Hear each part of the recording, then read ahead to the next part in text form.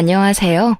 지인의 추천으로 사연 열차를 처음 접한 후 혼자 있는 시간이면 사연을 들으며 시간을 보내곤 하는 40대를 바라보고 있는 애청자입니다. 이렇게 날씨가 쌀쌀해지면 문득 이혼하던 때가 떠오르곤 하는데요. 그땐 이혼과 복수만을 생각하며 어떻게 해서든 정신을 차리자고 생각했기에 앞만 보고 나아갔는데 지금 생각하면 어떻게 맨정신으로 버텼나 싶기도 하네요. 끝없이 괴롭히던 사람들, 그리고 충격적인 광경들이 잊히지가 않아요. 아직도 눈을 감고 떠올리면 선명하게 기억나는 이혼 이야기. 함께 들어보실래요? 남편과는 결혼한 지 5년이 넘은 부부였어요. 연애까지 합치면 8년을 함께한 사이였죠. 세월이 세월인 만큼 신혼 1년 정도를 제외하곤 과한 애정 표현이나 다정한 배려 같은 건 모르고 살았던 것 같아요. 남편은 다정함과는 거리가 멀었지만 묵묵하게 챙겨주곤 했는데 유난을 떨며 살갑게 구는 것보단 그게 더 편하긴 했어요. 그런 부분에선 참 잘 맞는 부부였습니다. 여기서 잠깐 가족 구성원을 말해보자면 저는 외동의 친정 부모님이 다 계신 반면 남편은 밑으로 여동생이 하나 있고 시부만 계신 상태였어요. 시부는 남편이 어릴 적 이혼을 하셔서 어린 남매를 혼자 키우셨다고 하더라고요. 처음 그 이야기를 들었을 땐 남편 혼자서 어린아이 둘을 키운 것이 녹록지 않으셨겠다고 생각했는데 살다 보니 오죽했으면 시모가 어린애들까지 두고 이혼했을까 싶더라고요. 시부는 이 여자 저 여자 오는 여자라면 마다하지 않고 만나고 했거든요. 저희가 8년을 함께할 동안 시부가 갈아치운 여자만 해도 제 손가락이 모자랄 지경이었으니까요. 시누이는 오죽 이 꼴이 보기 싫었으면 22살 어린 나이에 시집을 가버리곤 친정과는 연락도 거의 하지 않고 산다고 하더라고요. 정확히는 시부와 말이에요. 이런 시누이와는 달리 남편은 시부의 회사에 일을 하고 있었고 그래서 시부와 교류는 하고 있지만 마찬가지로 별 관심은 없는 편이었어요. 한마디로 시부의 여자친구가 바뀌든 말든 아예 상관을 하지 않았죠.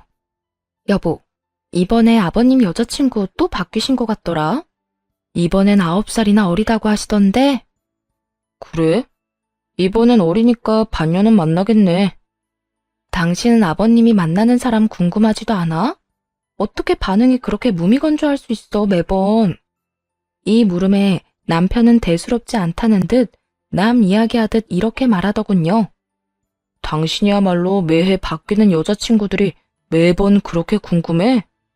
난 누굴 만나든지 얼마나 만나는지 이제 궁금하지도 않아. 그러니까 일일이 나한테 와서 전할 필요 없어. 어차피 호적에 올리는 것도 아니잖아. 살림이라도 차려서 산다고 하면 좀 궁금할 것 같긴 하다. 하긴 아버님 여자친구는 그렇게 자주 바뀌면서 절대 살림은 안 차리시더라. 그냥 밖에서 깔끔하게 연애만 딱 하고 끝. 그것도 참 대단한 것 같긴 해. 대단하기는 개뿔. 나중에 책임질 일 만들기 싫어서 그렇겠지. 본인 재산 빼갈까봐 걱정되는 거겠지 뭐. 하여튼 당신도 신경 쓰지 마. 그냥 그러려니 하란 말이야. 알겠어. 남편의 말이 틀린 것도 아니었어요. 시부에겐 가지고 있는 재산이 꽤 있었는데 그것 때문인지 여자를 만나긴 해도 절대 살림까지 차리는 법이 없었고 여자 쪽에서 과한 요구를 해온다 싶으면 칼같이 자르고 만남을 끊어버리더라고요. 이렇듯 시부 스스로가 알아서 처신하니 큰 신경은 쓰지 않으며 지내고 있었어요. 그러던 어느 날 시부가 함께 살고 싶은 여자가 생겼다며 식구들에게 알려왔어요. 처음엔 좋은 일이라 생각했습니다. 갑작스럽게 시모라는 존재가 생기는 건 조금은 불편한 일일 수도 있겠지만 시부를 생각하면 한 여자와 함께 남은 생을 살아가는 것이 더 좋겠다 싶었으니까요. 그래서 남편과 환영 꽃다발을 준비해서 함께 시댁으로 갔는데 충격에 빠질 수밖에 없었습니다. 시부가 누굴 데리고 살든 시부 인생이니 아무 상관 말고 앞날을 축하만 해주자고 생각하며 갔는데 시부 옆에 앉은 건 저보다도 어려 보이는 여자였어요. 그 여자가 바로 시부와 함께 살 여자라고 하더라고요. 즉, 앞으로 시어머니가 될 여자 말이에요. 왔니? 인사하거라. 앞으로 나랑 같이 살 사람이야. 나이는 어려도 속은 아주 꽉 찬 진국 같은 사람이니까 앞으로 잘 모시거라. 아버님, 농담이시죠? 농담이라니. 넌 무슨 말을 그렇게 하는 게야? 내가 이런 걸로 농담할 사람으로 보이는 게야? 아니, 그런 건 아닌데 저보다도 나이가 어려 보이잖아요. 시부는 이 말에도 민망해하는 기색 하나 없더라고요. 민망해하기는커녕 오히려 당당하게 이렇게 말하더군요. 나이가 무슨 상관이야? 혹시나 해서 하는 말인데 아가. 네가 이 사람보다 나이가 많다고 해서 막 대할 생각은 하지도 말거라. 늘 나를 대한다는 마음으로 이 사람을 대해야 할 거다. 시부는 혹시나 제가 어린 시모에게 막대할까 싶었는지 당부의 말을 하는 것도 잊지 않더군요. 그런데 어린 시모까지 나서 속을 뒤집어 놓기 시작했어요. 에이, 오빠. 나 부담스럽게 왜 이래. 며느리님, 반가워요. 앞으로 우리 잘 지내봐요. 시어머니가 며느리한테 존댓말하는 집안이 어디 있어? 아직 호적은 안 합쳤어도 같이 살면 어머니 시어머니인데 말부터 편하게 하도록 해. 천천히요. 아무리 그래도 오늘 처음 봤는데 다짜고짜 말 놓으면 기분 좋겠어요? 몇 번 더 보고 내가 알아서 편히 대할 테니 오빤 그냥 지켜만 보세요. 그간 시부의 여자친구들을 몇 번 본 적 있었는데 이런 식으로 시부가 편을 들고 나선 적은 처음이었어요. 이거 정말 큰일이다 싶더라고요. 시부는 어린 시모에게 아주 푹 빠진 듯 했고 무어라 말을 해도 통하지 않을 것이 분명했죠.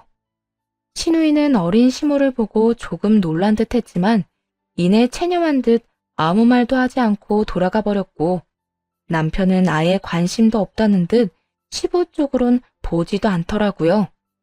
상황이 그렇게 되자 눈앞이 깜깜해진다는 말이 확 와닿더군요. 눈앞뿐만이 아니라 제 앞날도 캄캄해지고 있었고 말이에요. 어린 시모는 저희가 앞에 있는데도 불구하고 시부 옆에 딱 붙어 앉아 애교를 부리느라 정신이 없어 보였고 시부는 그런 시모에게서 눈을 떼지 못하더라고요. 아무리 사랑의 국경도 나이도 없다지만 젊은 여자애가 저런 할아버지에게 아양을 떠는 꼴이 곱게 보이진 않았어요. 그런데 오빠, 아니 여보, 안방 가구 좀 바꾸면 안 돼? 다른 건 몰라도 침대는 새 걸로 다시 바꾸고 싶은데. 꼭 비싼 건 아니어도 괜찮으니까 좀 바꿔요. 네? 뭘 그런 걸 묻고 그래? 바꾸고 싶은 건 다 바꿔도 되니까 알아서 해. 원래 살림은 안 사람이 알아서 다 하는 거야. 정말이요? 아, 좋아라. 그러면 주방에 식기도 좀 바꿔야겠다. 우리 언제 사러 갈까요? 여보, 언제 시간 돼요? 난 바빠서 안 되고 카드 줄 테니까 가서 사고 싶은 걸로 다 사와. 돈은 걱정하지 말고 말이야. 오빠 최고. 아니, 우리 여보 최고야. 고마워요. 집안에 들어온 첫날부터 저런 짓거리를 해대는데 속내가 훤히 보여 미간이 절로 찌푸려지는 그런 상황이었죠. 무슨 정신으로 시댁을 나와 집으로 돌아왔는지도 모르겠어요. 어느 순간 정신을 차려보니 거실 소파에 남편과 나란히 앉아있더라고요. 정신이 돌아와 남편을 붙잡고 대화를 시작했어요. 여보, 아버님 어떻게 할 거야? 아까 그 여자 그냥 둘 거야? 그러면 어떻게 해? 아버지가 데리고 살 거라는데. 지금 남 이야기하니? 어떻게 지금 이 상황에서 그렇게 태어날 수가 있어? 아까 그 여자 나보다 어린 여자야. 거기에다 아버님이랑 같이 살 거라고 하잖아. 당신은 그 젊은 여자가 우리 아버님이랑 살겠다고 저러는 속내를 모르겠어? 설마 정말 사랑한다고 생각하는 거 아니지? 아, 진짜 사랑일지 아닐지는 지켜보면 알겠지. 지금 당신처럼 흥분한다고 해결되는 것도 없으니까 그냥 좀 지켜보자. 남편의 말이 틀렸다는 건 아니지만 지나치게 태연한 그 태도가 이해가 되지 않더라고요.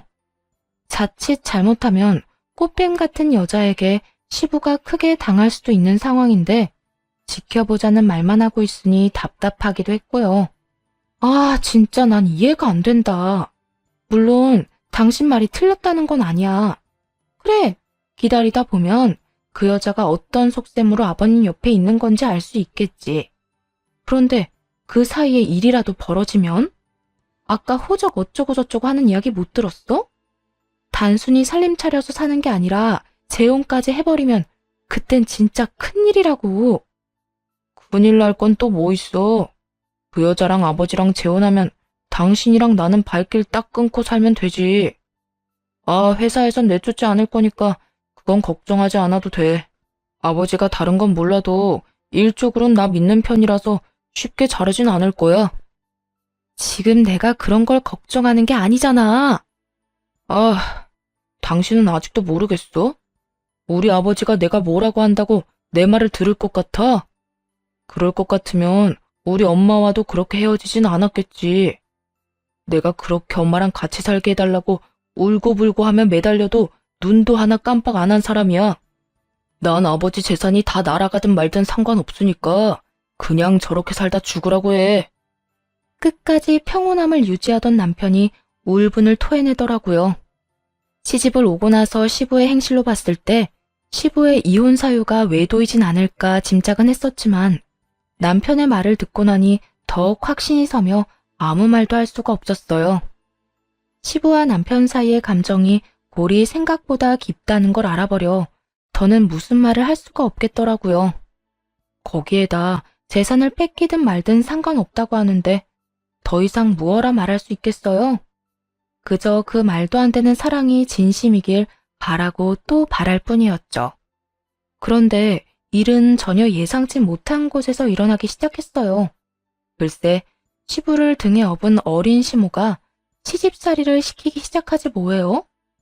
호칭은 며느리님이라고 하면서도 반말을 해대며 한여름에 김장김치를 담으라고 시키고 주말엔 급한 일이 있다며 집으로 불러서는 손님상까지 다 차리라고 시켜댔고요. 며느리님, 저번에 담아준 김치 우리 여보랑 잘 먹고 있어. 보기보다 솜씨가 좋더라. 그래서 말인데 오늘은 한 5명 먹을 밥 좀 차려줘. 네? 5명이요? 응. 오늘 우리 집에 우리 여보 친구분들 오신다는데 내가 다른 건 다 잘하는데 요리를 못해서 말이야. 그러면 급하다고 아침부터 빨리 오라고 한 게 손님상이나 차리라고 부른 거네요? 응. 사람 부르자니 돈이 아깝고 내가 하자니 자신이 없고. 그러니 어째. 이럴 때 며느리 도움 좀 받아야지. 다들 12시쯤 오신다고 했으니 좀 부탁해. 장은 다 봐놨고 장 봐놓은 거에 맞춰서 요리하면 될 거야. 그럴 때마다 생각 같아선 다 뒤엎어버리고 싶은 마음이 굴뚝 같았지만 시부 때문에 차마 그렇게 할 순 없더라고요.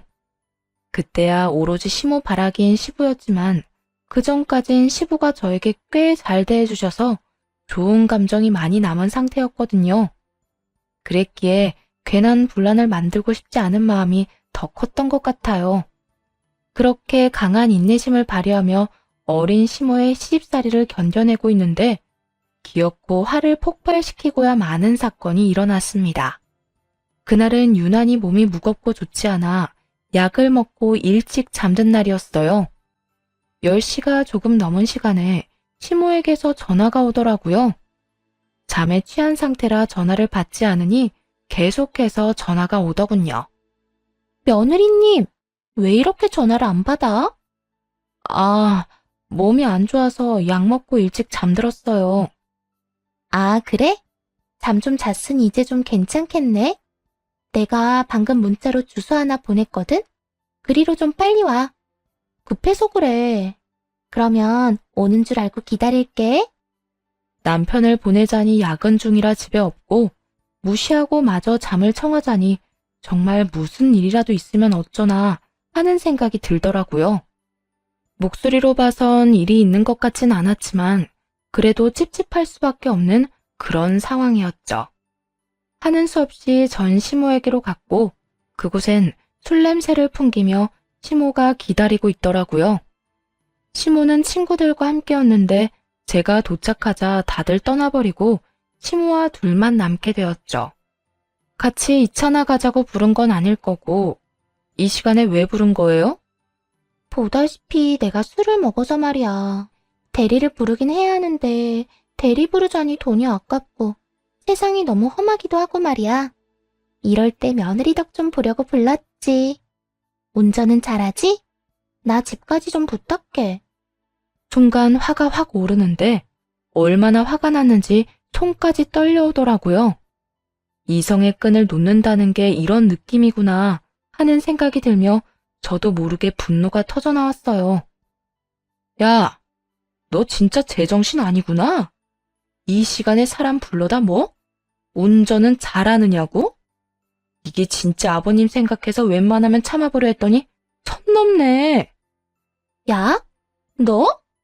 지금 눈이 돌아서 사리 분별이 안 되나 본데 이딴 식으로 굴면 앞으로 곤란한 건 며느리님인 거 몰라? 며느리님 좋아하네. 내가 왜 네 며느리야? 나 아직까지 네 며느리 아니거든? 어디서 나이도 어린 게 꼬박꼬박 반말질하는 것도 모자라서 사람을 종부리듯 부려먹으려고 굴어?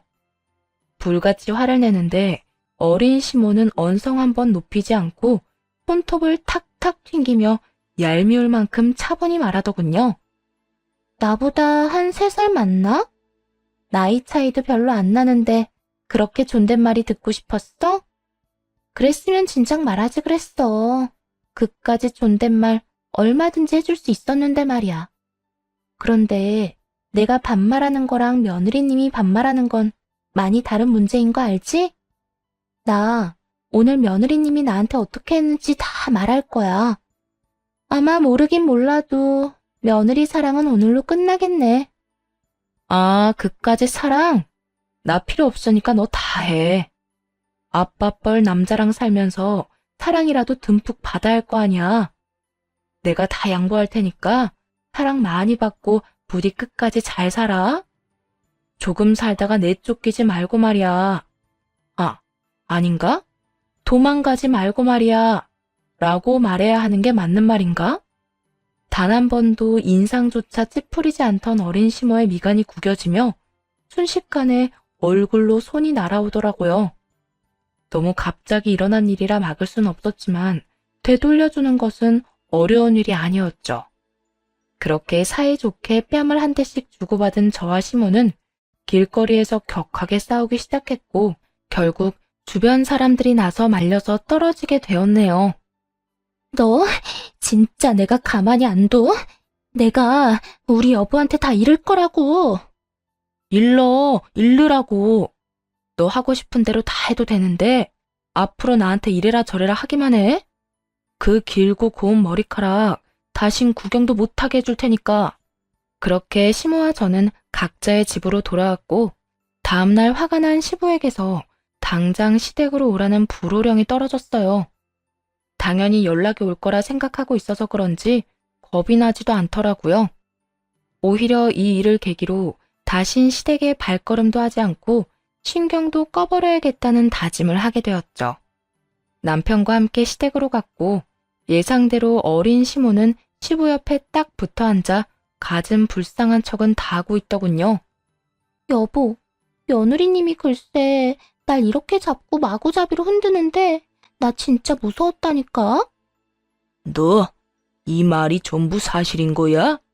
네가 네 시어머니한테 정녕 손까지 댔단 말이야? 먼저 때린 건 저쪽이고 맞고만 있을 순 없어서 맞대응했어요. 저쪽? 넌 어머님이란 호칭은 어디 가져다 버린 게야? 호칭 똑바로 못해? 못해요, 아버님. 저요, 제 몸에 손댄 어린 여자한테 어머님이라고 부를 만큼 멍청하진 않아요. 입장 바꿔서 생각해보세요. 몸이 안 좋아서 약 먹고 겨우 잠들었는데 그 밤에 불러서 대리운전이나 하라는 게 말이나 돼요? 제가 어린 여자 대리운전이나 하려고 면허 따고 시집 온 건 아니잖아요. 대리운전? 시부는 자세한 내막은 듣지 못한 듯 되물었고 시모는 재빠르게 나서 변명하기 시작하더라고요. 아, 그게 나 어제 친구들 만난다고 했잖아요. 그래서 맥주 2잔 했는데 운전을 할 수가 없잖아. 대리는 불러야겠는데 요즘 세상이 얼마나 험해. 대리운전 불렀다가 나쁜 일 겪는 사람이 한두 명도 아니라는데 무서워서 부를 수가 있어야지. 그래서 며느리님한테 연락해서 부탁 좀 한 건데 막 반말까지 하면서 나를 혼내잖아. 내가 너무 화가 나서. 어린 시모는 비장의 무기인 듯 눈물을 흘리기 시작했고 시부는 잘잘못은 덮어놓고 저를 마구잡이로 몰아세우더라고요. 오죽했으면 이 사람이 널 불렀겠어? 이왕 간 김에 좋은 게 좋은 거라고 운전 좀 해줬으면 여러모로 좋잖아. 왜 그 성질을 못 이겨서 이 사달을 만들어? 그래, 시험이 머리채도 잡고 시험이 눈에서 눈물까지 뽑고 나니 속이 시원하냐? 이제 여한이 없을 것 같아? 아버님은 왜 저한테만 뭐라고 하세요? 누가 봐도 제가 먼저 잘못한 일이 아니잖아요. 끝까지 이렇게 나올 것이야?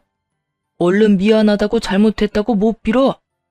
네가 지금 사과하면 이 모든 게 진정한 가족이 되는 과정이라 생각하고 그냥 넘어가겠지만 끝까지 이따위로 나오면 네 앞으로 주려고 했던 재산은 없는 줄 알아.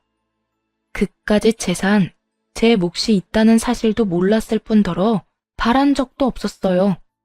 더욱이 저를 맘대로 조종하기 위해 물려주는 재산 같은 건 더욱 원하지도 않았고요. 전 절대로 사과 같은 건 안 합니다. 그러니까 저한테 그딴 거 바라지도 마세요. 뭐야? 너 계속 이럴 거야? 저는요, 아버님이 좋아서 좋은 마음으로 대한 거지 재산 탐내서 아버님께 잘했던 게 아니에요. 그러니까 그까짓 재산 안 주셔도 되니까 사과 같은 것도 바라지 마세요. 전 이만 가볼게요. 그대로 시댁을 나와버렸고 남편 역시 따라 나오더라고요.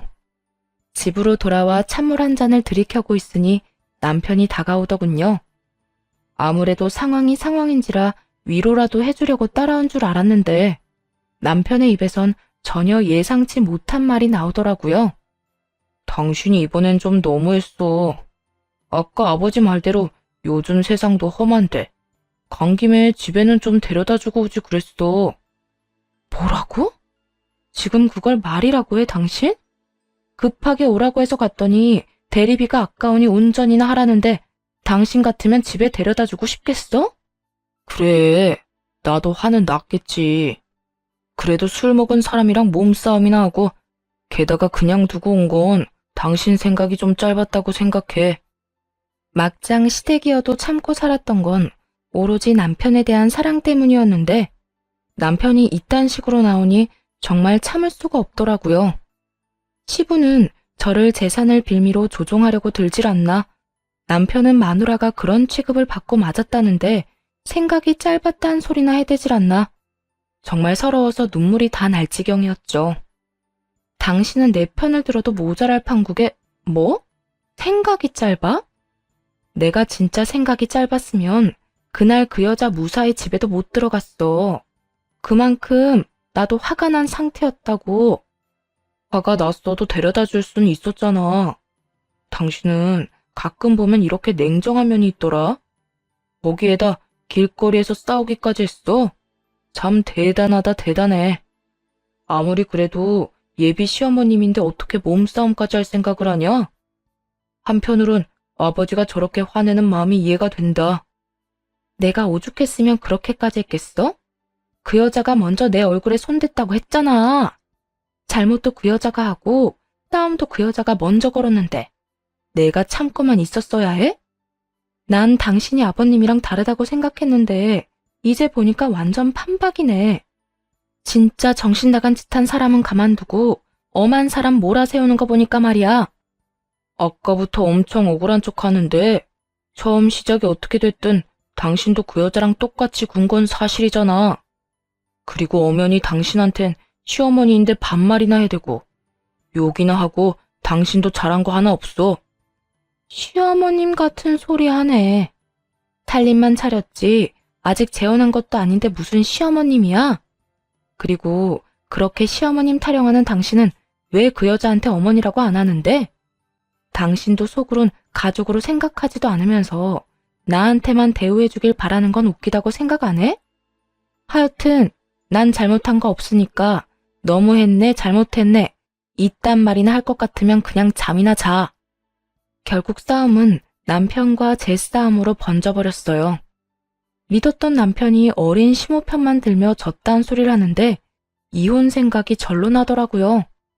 그렇다고 해서 정말 이혼을 할 수도 없는 노릇이고 이대로 살기엔 남편에 대한 실망감이 너무나도 커져서 답답한 상황이 이어지고 있었죠. 그렇게 시간이 해결해 줄 수 없는 고민을 이어가던 어느 날, 친정엄마의 생신이 다가왔어요. 매년 부모님의 생신 땐 친정에 모여 축하 자리를 마련했던 터라 요즘 사이가 좋지 않아도 남편은 당연히 참석할 거라 믿었어요. 그런데 생신 전날 남편이 고주망태가 되어 집으로 들어왔더라고요. 무슨 술을 이렇게나 많이 마셨어? 먹다 보니까 이렇게 됐네. 당신, 내일 우리 집에 가야 하는 거 잊었어?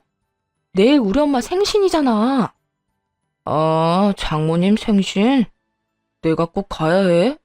그냥 당신만 가. 아니, 앞으로도 당신만 가. 사실 나 생신 때마다 당신 집에 가는 거 불편하고 귀찮았어. 서로 부모님의 생신이나 행사를 챙기는 거 불편하고 귀찮을 수 있다고 생각합니다. 그런데 그렇지 않아도 좋지 않은 사이에 술까지 먹고 졌단 말을 해대니 기분이 좋지 않더라고요. 더는 저와의 관계 개선을 위해 노력하지 않겠다는 뜻으로 들려서 마지막 남은 희망과 기대마저 산산조각 나는 기분까지 들었어요. 그래서 안 가겠다 이거지? 일단 내일 일어나 보고 컨디션 괜찮으면 내일까진 같이 가는데 다음부턴 나 안 갈 거니까 그런 줄 알아. 그런데 내일도 괜찮을진 모르겠다. 다음날 남편은 당연히 일어나지 못했고 싫다는 남편을 굳이 깨우지 않았어요. 남편의 차를 끌고 혼자 친정으로 가기로 했죠. 주차장을 다 돌아다녀 찾은 남편의 차 문을 열었는데 그야말로 엉망진창이더라고요. 휴지는 여기저기 떨어져 있고 큼큼한 냄새도 나는 게 부역질이 올라올 것만 같았어요. 도저히 그냥 차를 타고 갈 수 없는 상황이라 환기를 시키며 차를 청소하기 시작했어요. 그저 술에 취해 차에서 토라도 했나 생각했거든요. 그런데 전혀 생각지도 못한 것을 보게 되었네요.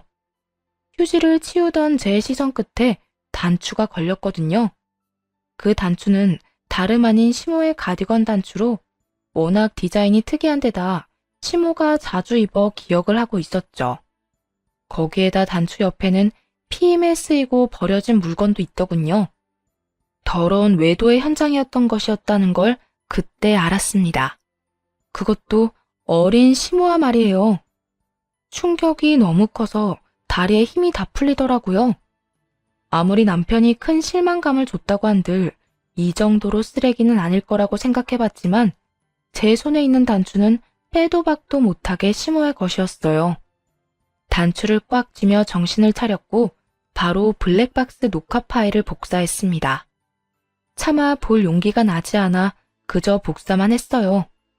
그리곤 엄마에게 오늘 약속을 지키지 못할 것 같다는 말을 전하고 바로 변호사 사무실로 가 녹화본을 건넸어요.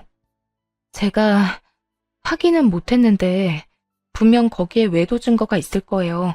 그러니까 대신 확인 좀 해주세요. 도대체 어떤 장면이길래?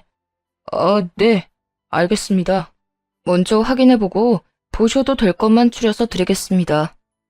네, 부탁드릴게요. 상대가 시어머님일 텐데 도저히 볼 용기가 나지 않네요. 에? 시어머님이요? 남편의 어머니 말하는 거 맞으시죠?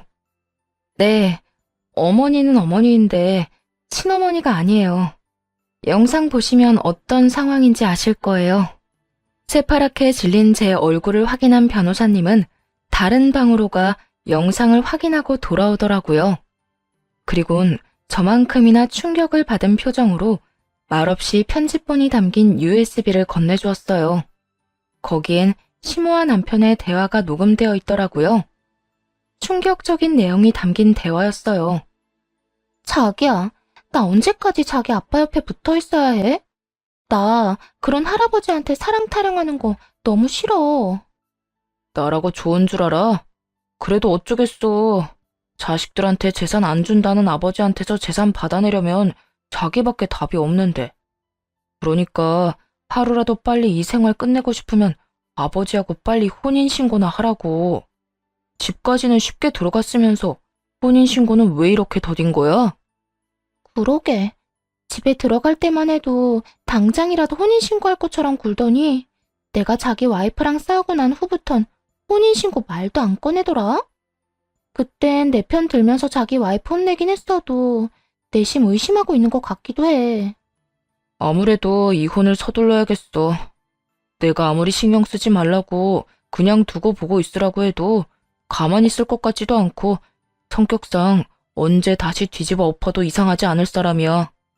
그러니까 그때 나한테 눈 뒤집고 달려들던데 보통 여자는 아니란 생각이 들더라니까. 앞으로는 그 여자랑 직접적으로 부딪히지 마. 그때 자기 다친 거 보는데 내가 얼마나 속상했는 줄 알아?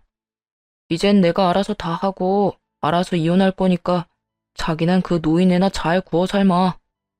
시부는 몇 해 전부터 자식들에게 재산을 물려주지 않겠다고 선언했는데 그 말을 들은 남편이 자기 여자를 접근시켜 재산을 빼돌릴 아주 미친 계획을 세운 것이었어요.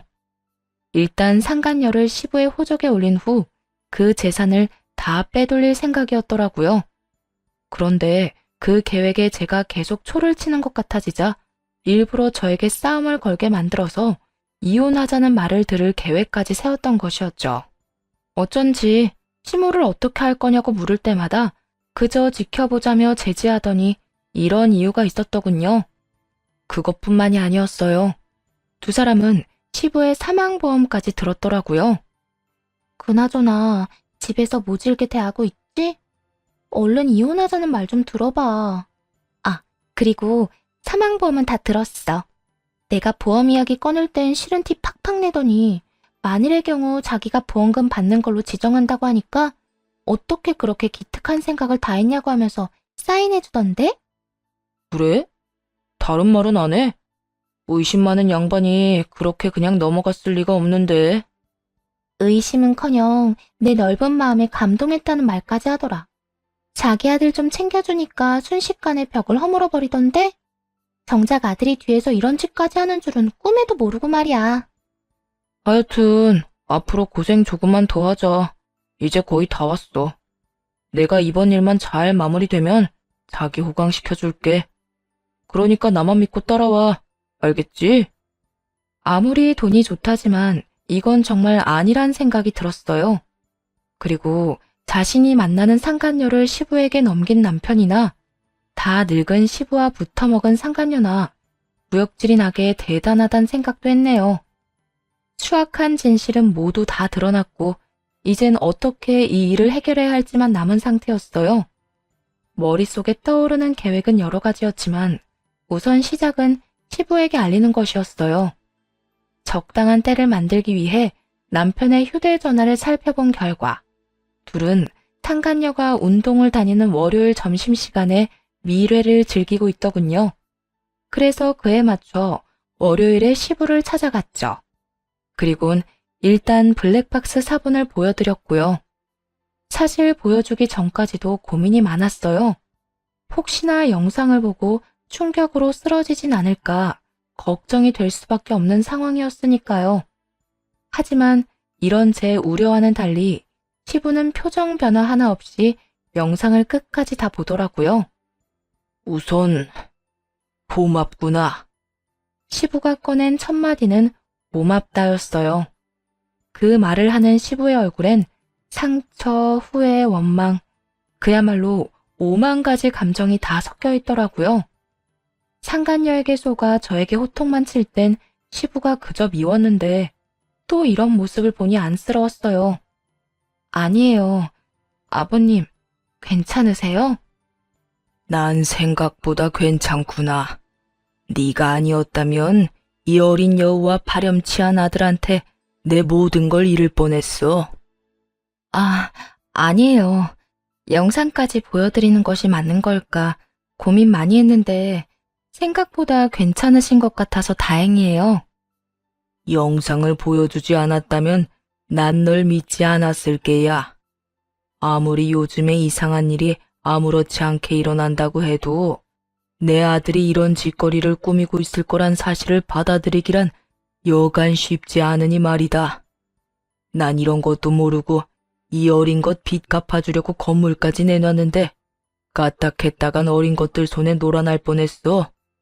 넌 도대체 언제 한 게야? 알게 된 지 얼마 안 됐어요. 차에서 외도 증거들을 발견했고 영상은 차마 볼 용기가 안 나서 바로 변호사 사무실로 가지고 갔거든요.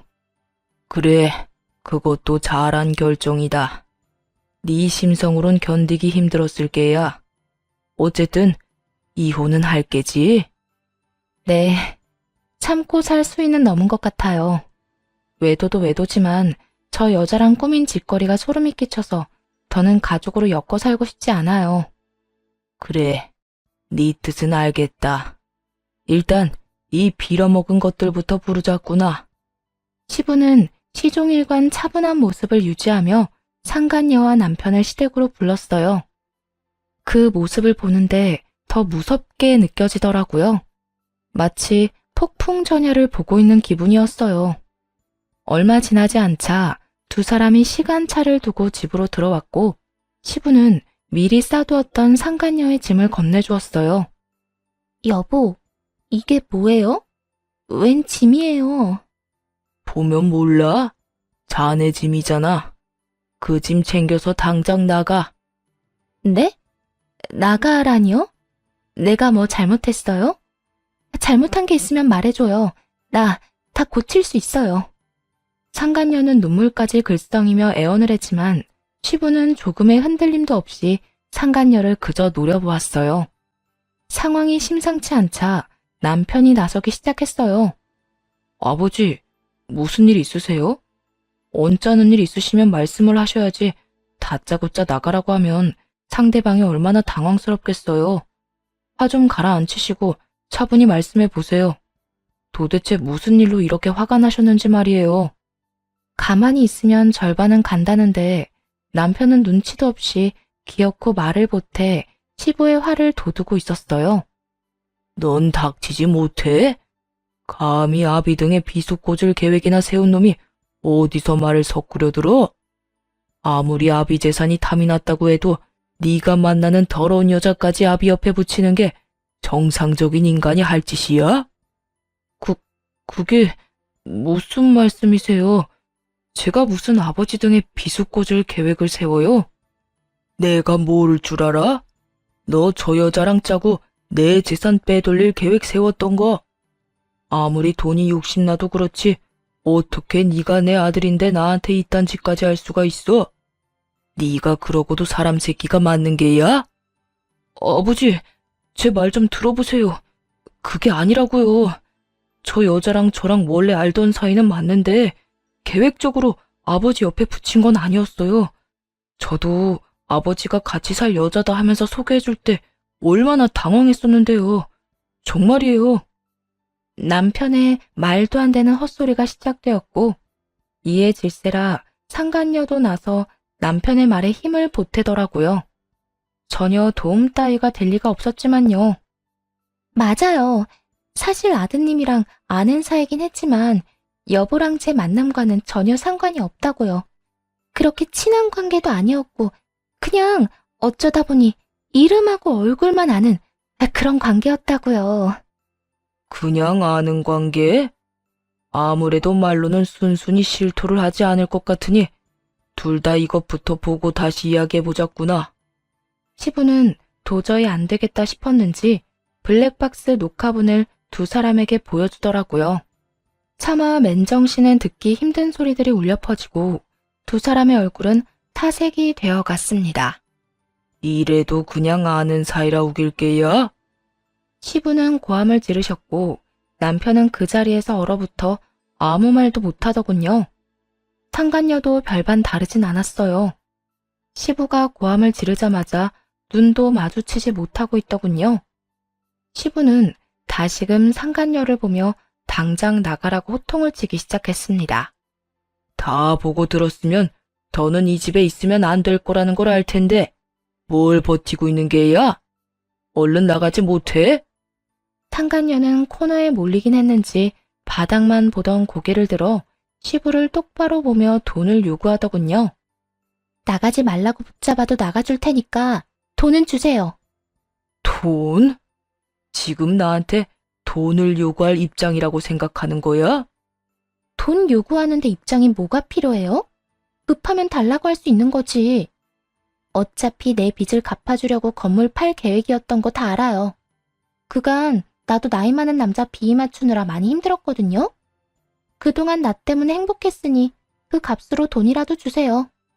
돈 안 주면 난 못 나가요. 곱게 내보내줄 때 나가는 것이 신상에 좋다는 걸 상간녀는 전혀 모르는 듯 하더라고요. 그렇지 않고서야 그런 상황에 돈까지 요구할 리는 없었을 테니까요.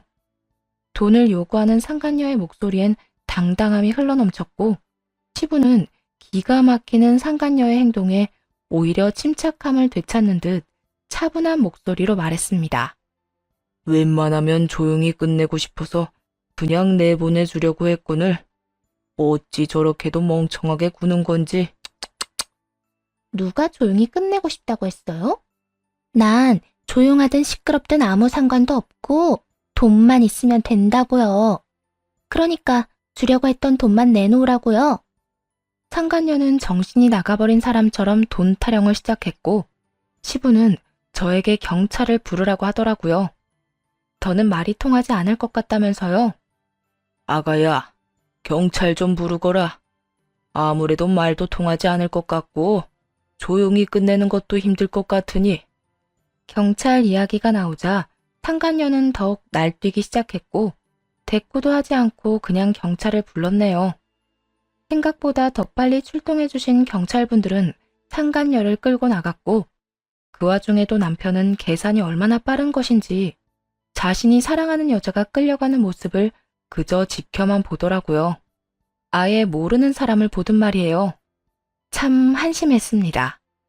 결혼한 저를 배신하고 만난 여자를 돈 때문에 다른 사람의 품으로 보내더니 이렇게 엉망진창인 상황이 되자 이번엔 무시하는 게요.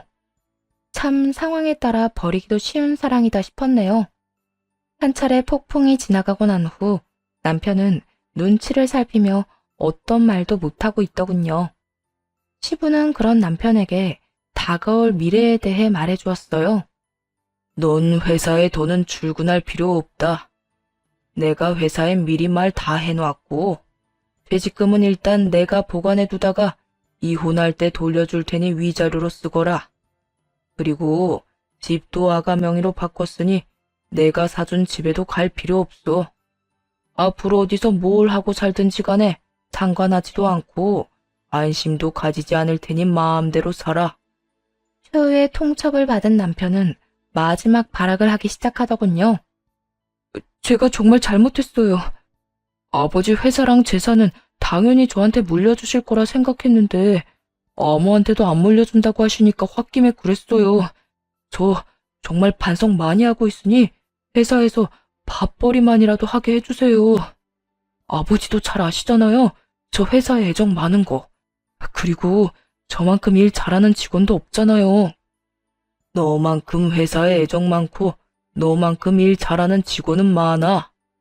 그리고 너보다 일 더 잘하는 사람도 있지. 잊었느냐? 네 동생이자 내 딸.